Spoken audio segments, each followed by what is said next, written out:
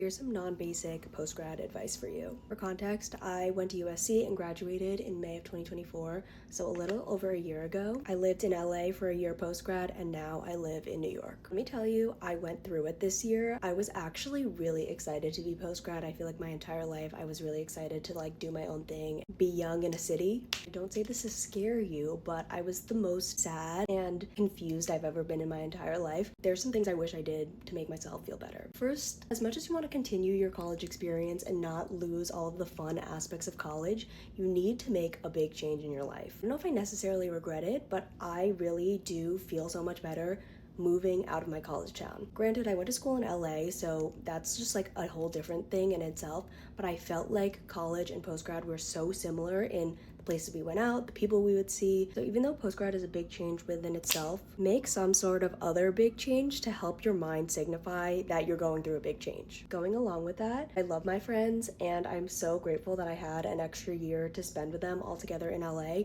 But for the same purposes of making a big change, meet new people outside of your college bubble. I've only lived in New York for like 3 weeks now, but I've already met so many people from so many random walks of life through TikTok and through friends of friends. And again, I think I just really needed that to help myself break out of my college bubble and really feel like I've moved on to a different stage in my life. Because as much as everyone wants to hold on to that last bit of college, everyone has also graduated and has to move on. So you might as well also move on. And spoiler alert, you'll start to feel behind if you don't move on like everyone else. Work on something that's for yourself. I had this conversation the other day of how amazing it feels to have something like besides my normal 9 to 5 that's my own. And for me, that's making content and building a platform and growing my own business. I guess this is kind of like on the theme of people running marathons or traveling the world. Like, do something for yourself that you can build off of over time. I've been building my social media career for many years now, but I really feel like this past year I've put in so much more effort to have all of that pay off and become something quote unquote successful has been so rewarding because it gives me something to work on outside of work that I can be proud of and that is just my own. And it gives me something to do when I come home from work and on the weekends that makes me excited and makes me feel more productive than just like going out all the time, even though I still do love that. Last thing is quick and might be a little basic, but remember that everyone is also going through the same thing